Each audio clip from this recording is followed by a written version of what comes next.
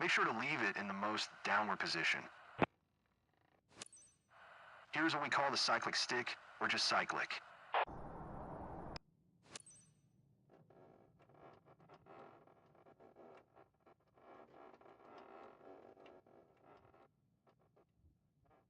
It looks similar to the airplane's stick, doesn't it?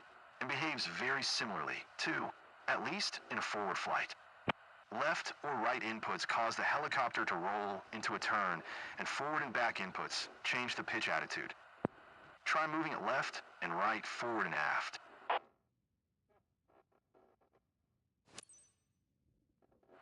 On the top of the cyclic stick, you can see a cyclic trim knob. The Cabri uses a dual-axis electric trim, allowing you to completely release static forces in flight, both longitudinal and lateral. Try pushing the knob left and right, forward and aft.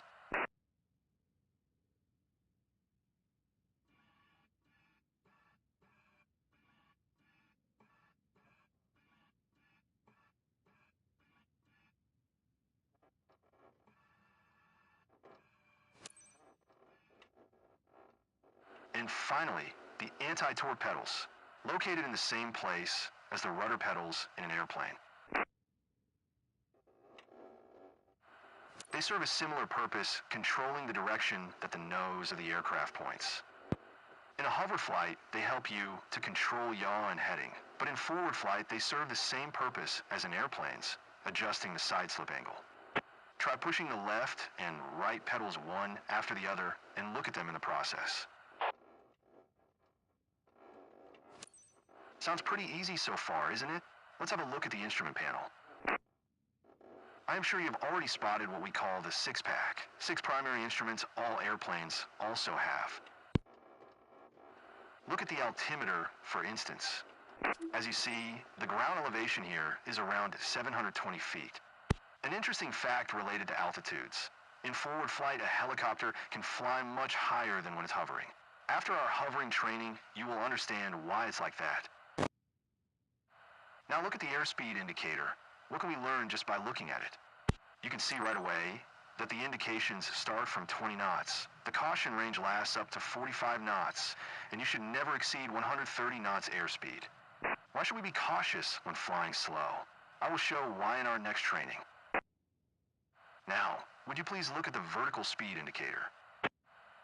It is very important to monitor VSI, especially on descent. If you descend faster than 300 feet per minute at low airspeed, you may settle your helicopter into its own downwash.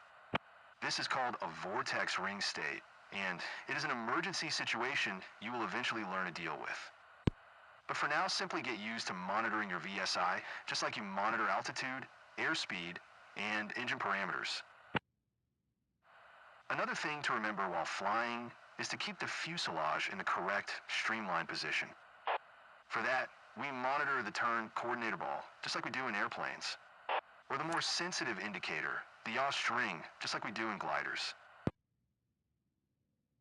The ball and the yaw string should be kept in the center. We won't use other classic instruments much in our trainings, because we will mostly fly by visual references. However, you do need to know about the EPM, which stands for Electronic Pilot Monitor. Let's start the engine and avionics to see it running.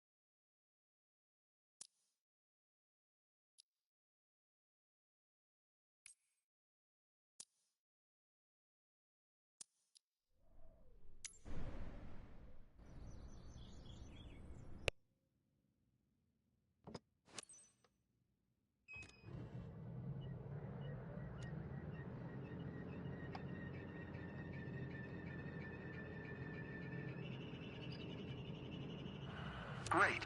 Now you see the electronic pilot monitor running. EPM combines all common motor and rotor monitoring instruments on a single LCD screen, as well as the in-flight fuel management. The thing we're most interested in is the Smart Power Indicator. Have a closer look at it. It is called the MLI, which stands for Multiple Limit Indicator. It is a special feature of the Cabri G2. A red line shows the available performance and limits at a glance. We will refer to the power indications a lot in our trainings. Okay, enough talking. Time to get up in the air and fly. In our next training, you will have your first taste of piloting a Cabri G2.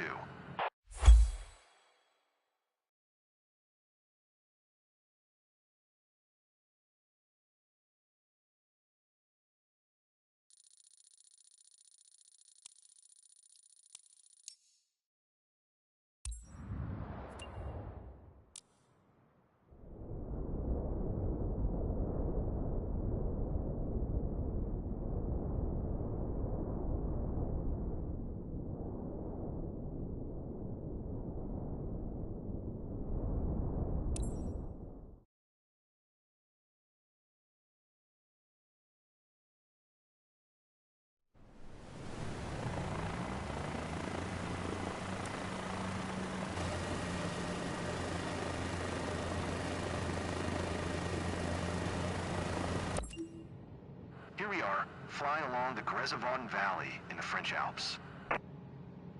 Look around while I'm piloting. On your left-hand side, you can see the Belladon mountain range.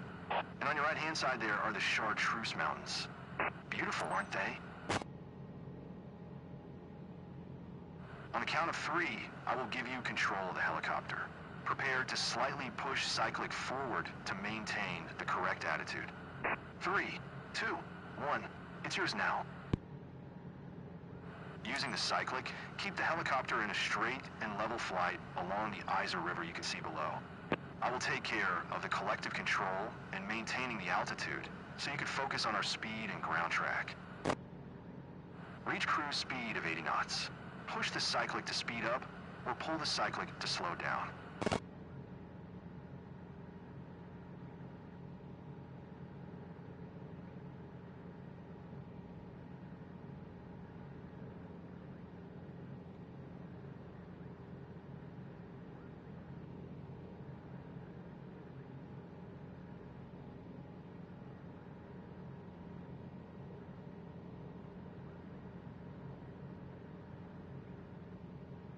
Now, try to maintain 80 knots through all maneuvers.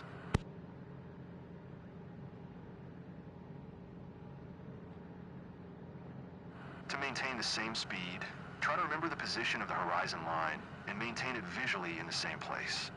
That will make sure you are flying with the same speed.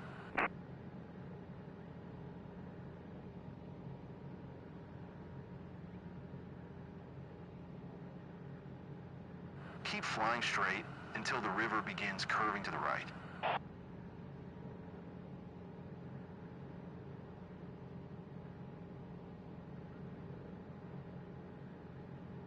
See how you always need to keep the cyclic deflected to maintain the same attitude?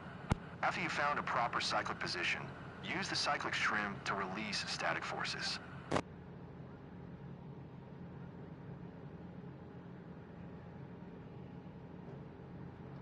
Feels better now, right?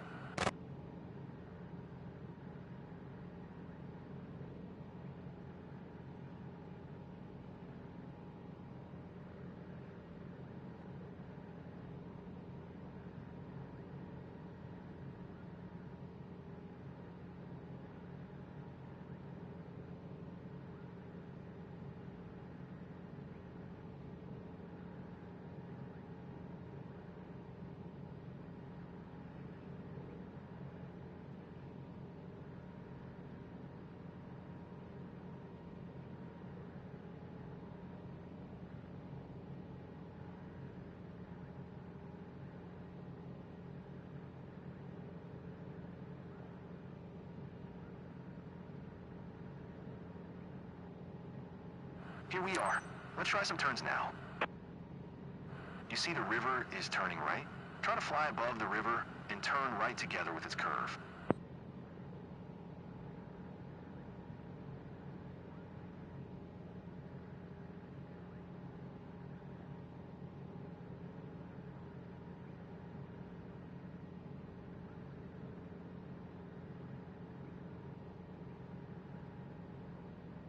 There you are.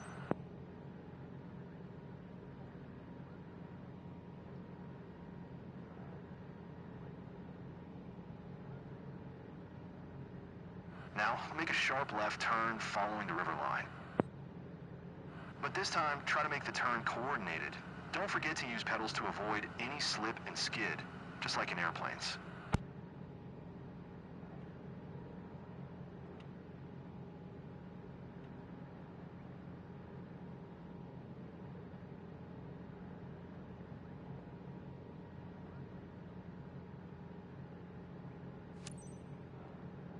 Now you see how little pressure on the controls you need to control a helicopter. Let's do something you never do in airplanes. Let's bring our airspeed to 0 knots. Gently pull the cyclic back until you reach 0 knots.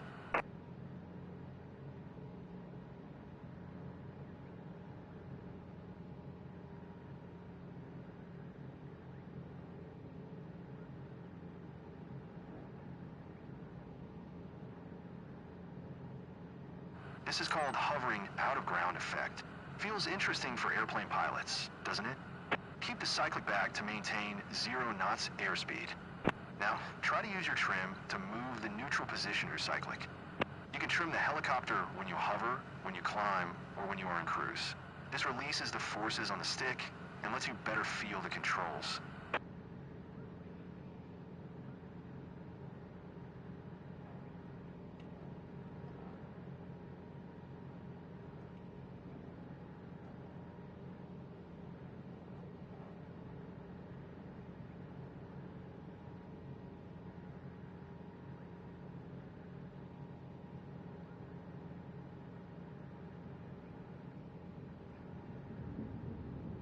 Nice.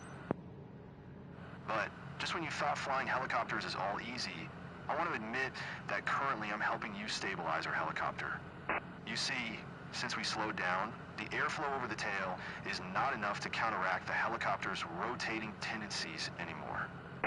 So I keep pushing the right pedal and adjusting our cyclic a little to stabilize our flight. Let me show you what happens when I stop helping you.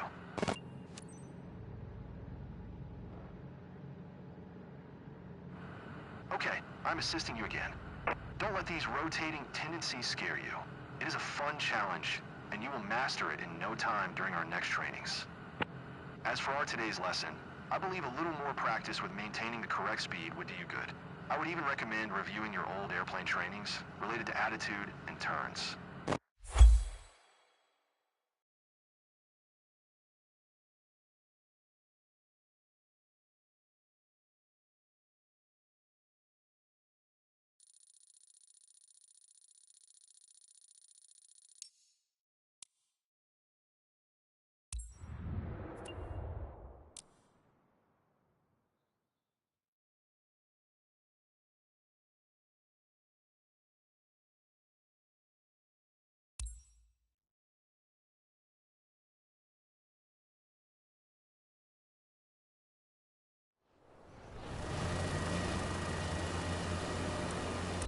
Welcome to our first hovering lesson.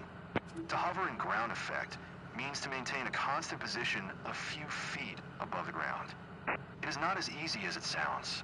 In fact, hovering a helicopter is challenging, a bit like trying to pat your head and rub your stomach at the same time. A helicopter has 3 highly sensitive controls, but at first I will be giving you only one control at a time to handle. Your first control to master will be the collective lever. Remember, it is located on the left side of your seat.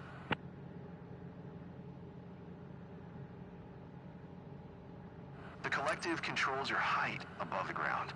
We will use it to take off to a hover. When you raise the collective control, the pitch angles of the main rotor blades increase. This increases lift and the helicopter climbs.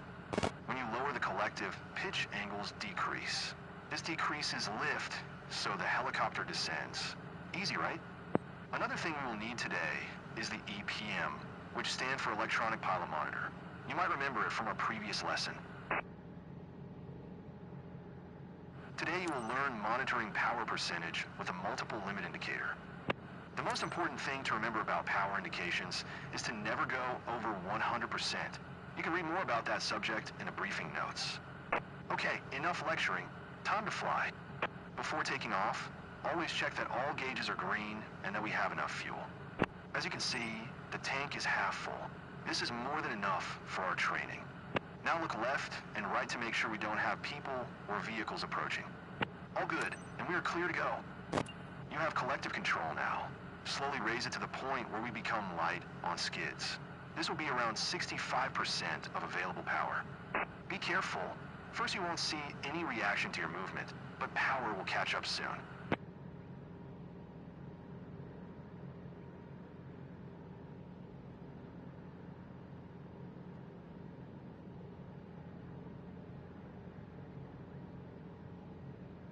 Now move the collective just a little more to get to 2 feet altitude hover. And don't mind us moving laterally. Today I will take care of that.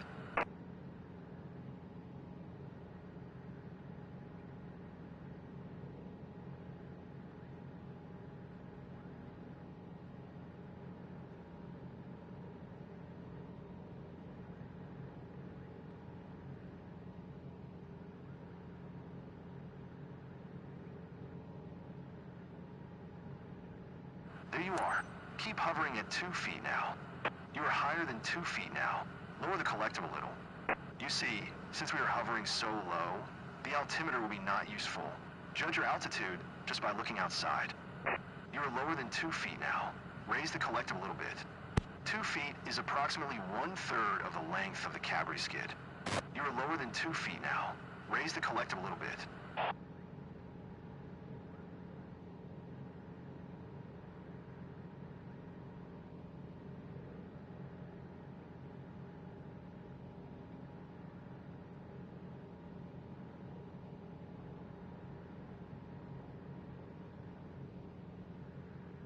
Remember, the main trick of the hovering challenge is to move the controls as gently as possible. When you find a proper collective position, you don't need to keep adjusting it, given that we are not moving and there's no wind like today. Look around and memorize how 2 feet of altitude looks. Also, look at the power indications and memorize the number. This is the amount of power required for hovering and ground effect, and it depends on lots of factors such as our weight and the weather. But you may find it useful to remember this number for our training today. Now let's see how little you should increase power to hover at 8 feet altitude. Gently raise the collective just enough to get to 8 feet altitude and stop there.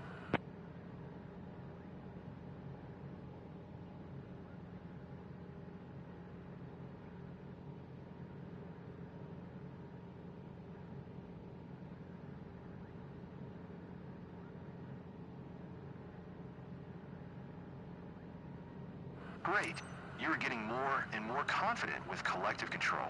Keep hovering at 8 feet while I'm talking. Look around and try to remember how 8 feet altitude looks like. It is an important altitude. You should avoid climbing higher when you hover in ground proximity. We will talk about it more in our later trainings, but for now, just remember. If your engine quits when you're higher than 8 feet and you don't have enough airspeed, you won't be able to land safely. So whenever you hover stationary in ground proximity or a hover taxi, stay below 8 feet and you'll be safe. Now let's go back to a 2-foot hover. Still remember which power indications to aim for. There you are. I can see that now you understand sensitivity and inertia of the collective lever much better. Our last objective for this training session is landing from a hover. Remember to always stabilize your hover at 2 feet altitude before touching the ground.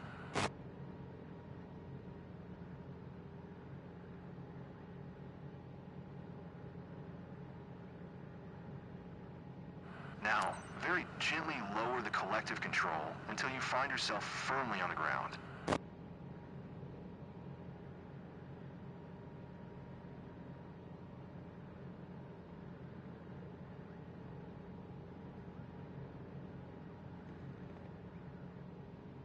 Congratulations. You just did your first landing from a hover. I think a little more practice with the collective will do you good.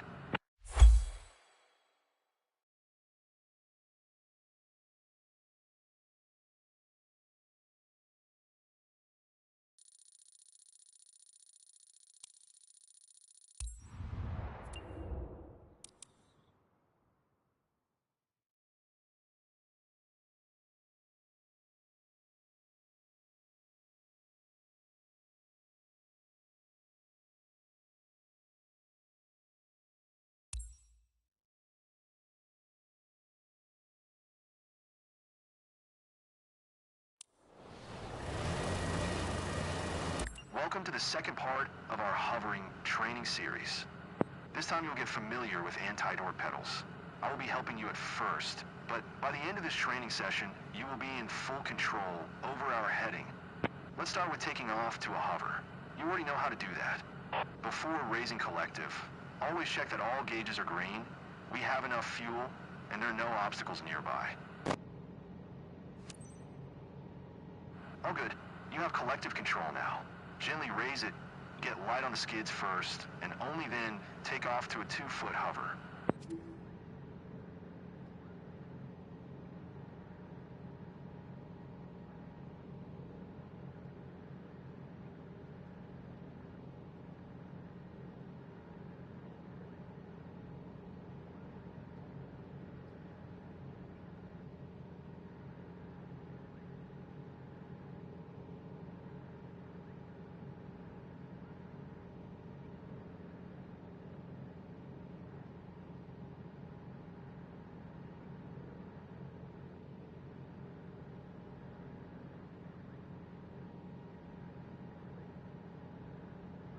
Here you go. It is nice to see you're getting more and more confident with collective control. Stabilize your hover at 2 feet altitude.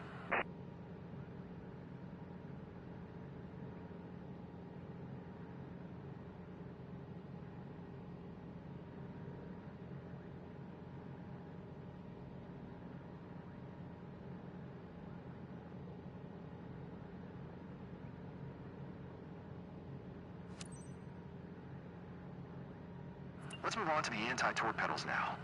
Look, they're located in the same position as the rudder pedals in airplanes.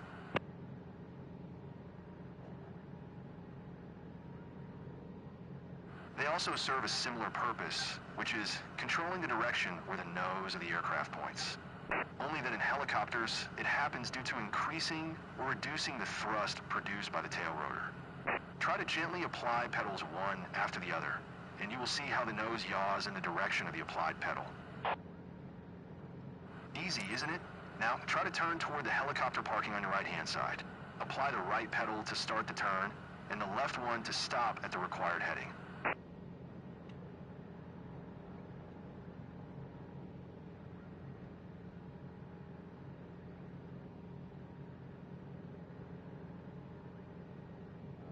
Pretty good. When making pivoting turns, try to make one smooth movement and then stop exactly at the desired heading. Now turn 90 degrees left, back to our original heading toward the runway and away from the hangars.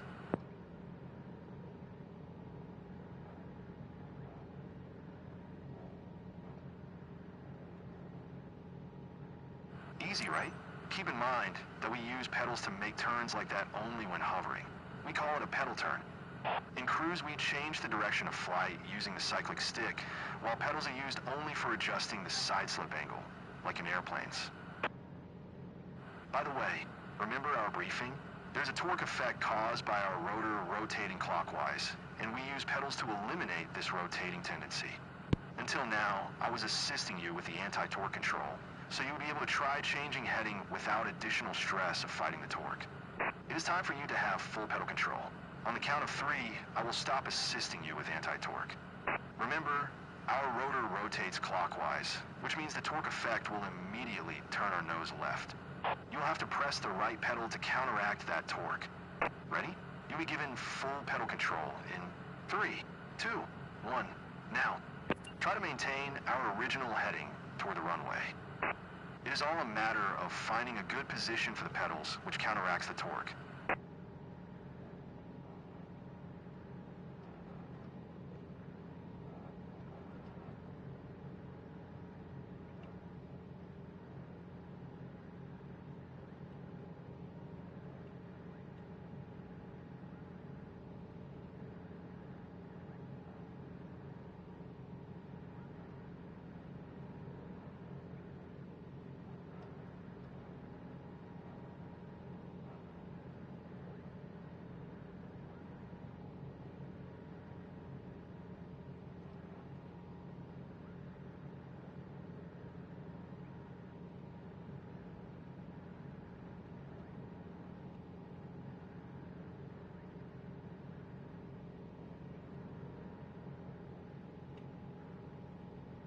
You're doing good.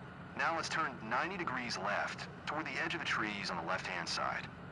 Yes, the helicopter will try to turn there itself, as soon as you ease your right pedal pressure. With small, gentle pedals movements, try to keep our nose heading toward the edge of the trees. Good. You are getting better and better. Let's now slowly turn right all the way to the helicopter parking, which is behind our back now.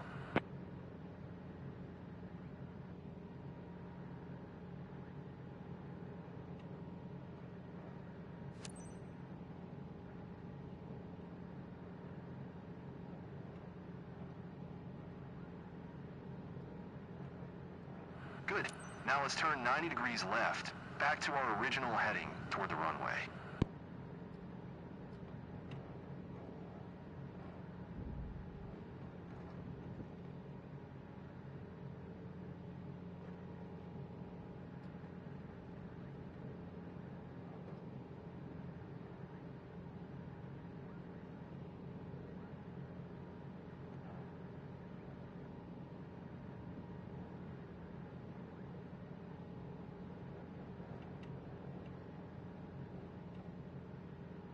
Super. Now you know how to change and maintain heading with anti-torque pedals, as well as how to counteract the torque. I will now let you perform a little more advanced landing than last time. You will have control of both collective and pedals at the same time. First, fully stabilize your hover at 2 feet altitude. Carefully maintain your heading toward the runway. Always make sure you don't have any movement or yelling before you touch the ground.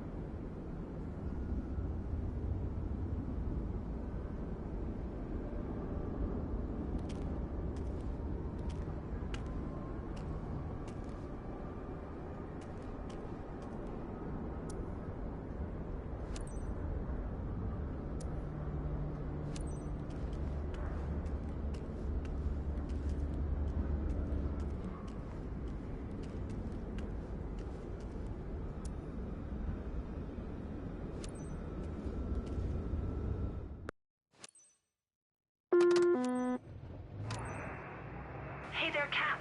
It's Tyler here. Appreciate your help today. Today, this charming little C-400 Corvallis TT is heading to Zephyr Hills, Muni. The owner flagged it with the cops, and it's finally been found, and needs to get back to her. Her name's Jennifer Schultz, and she is waiting at the destination to pick it up. Safe flying.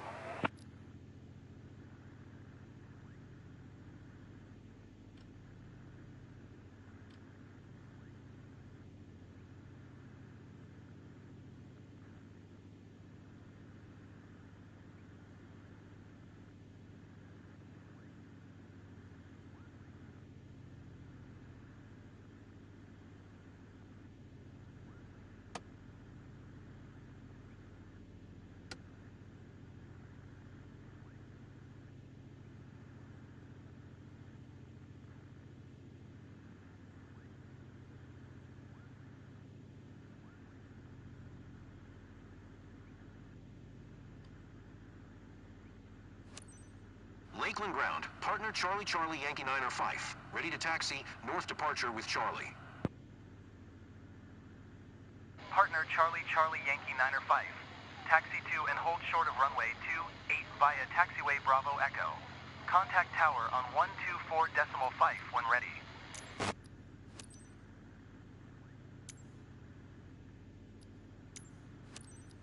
Taxi to and hold short runway 28 using taxiway Bravo Echo. Partner Charlie Charlie Yankee 9 or 5.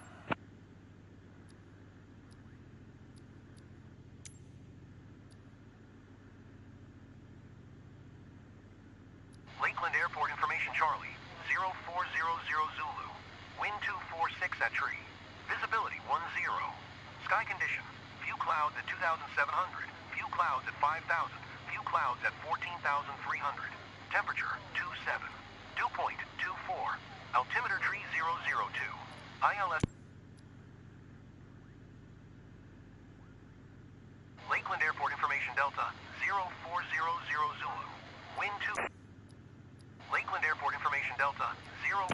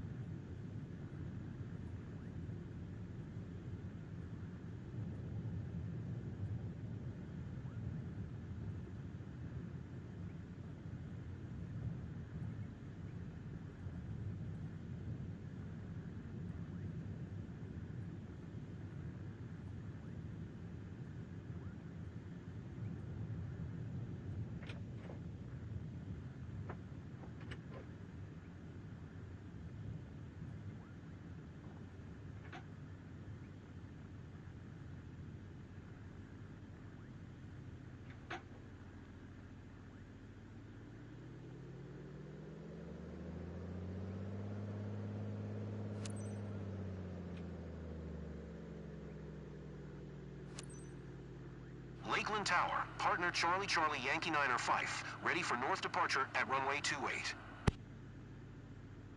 Partner Charlie Charlie Yankee 9 or Fife, altimeter tree 002 north departure approved. Cleared for takeoff runway 28.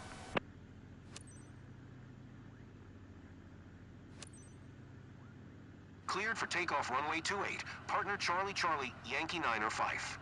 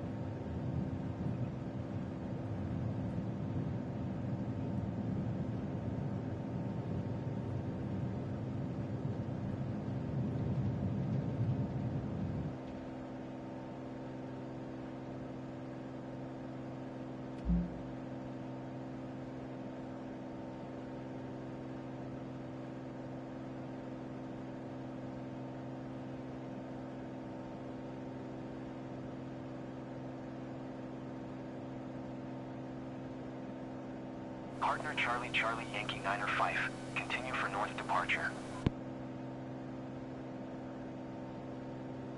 Lakeland Tower, partner Charlie Charlie Yankee 9 or Fife, continue for north departure.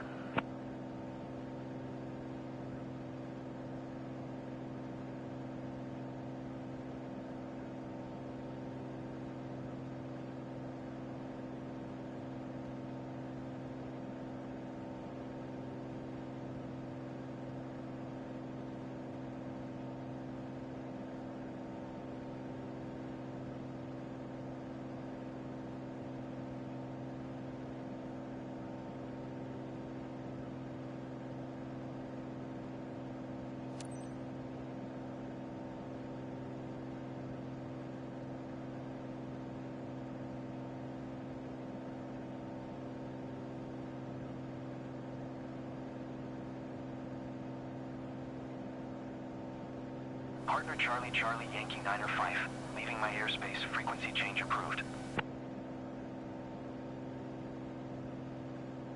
Lakeland Tower, partner Charlie Charlie Yankee 9 or Fife, frequency change.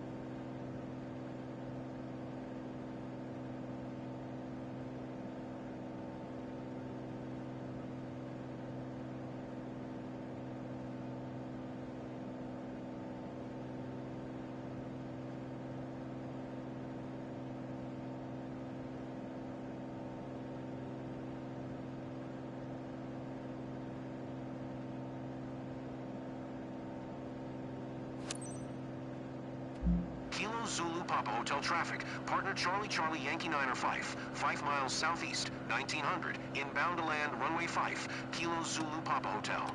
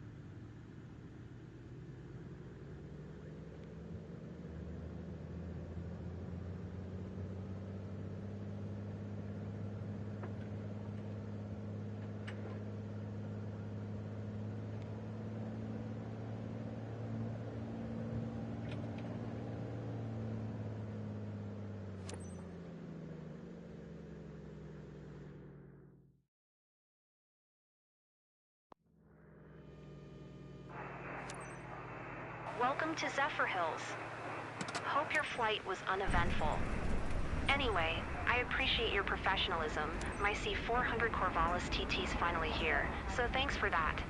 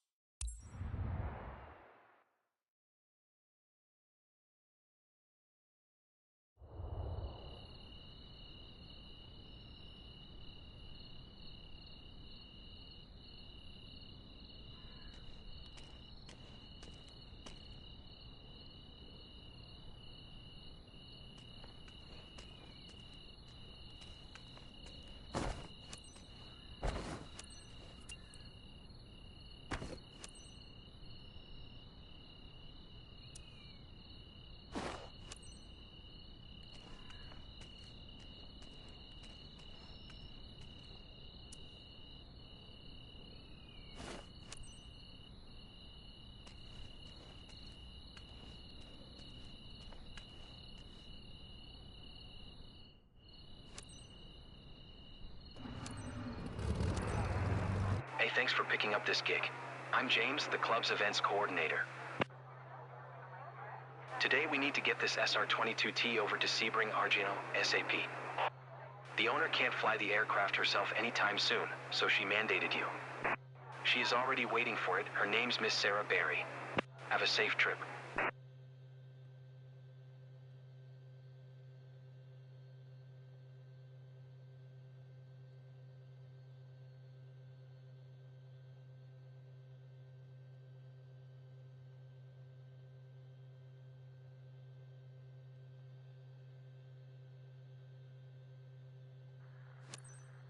Zero Niner Foxtrot Alpha traffic. Partner Bravo Whiskey Charlie 89er is taxiing to runway 18. Zero Niner Foxtrot Alpha.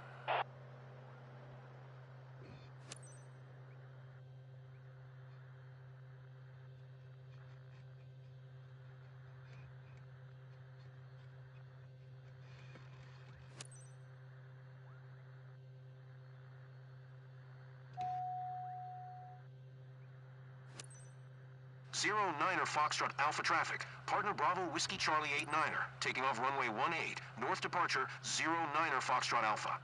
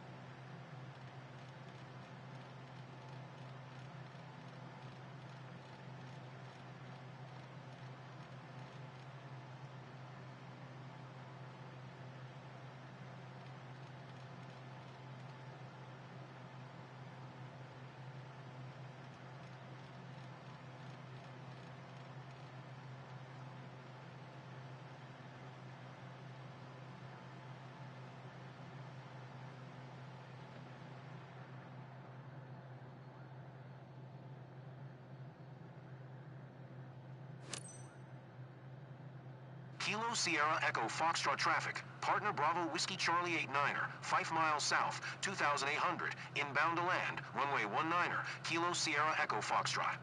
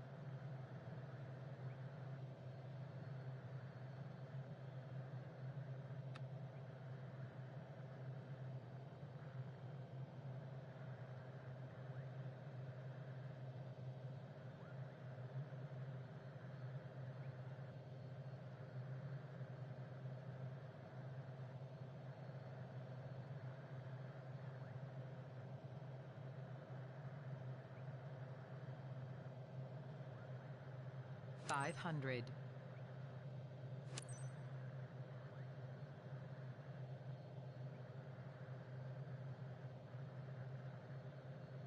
Kilo Sierra Echo Foxtrot traffic. Partner Bravo Whiskey Charlie 89er is on final. Runway 19er to land, Kilo Sierra Echo Foxtrot.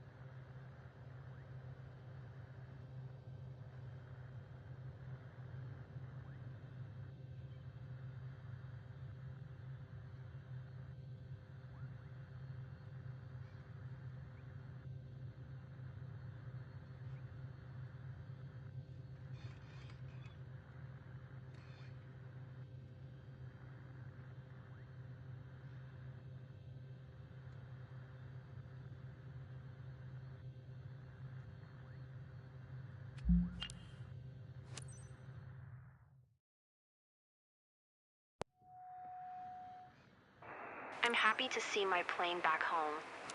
I missed it. Thanks.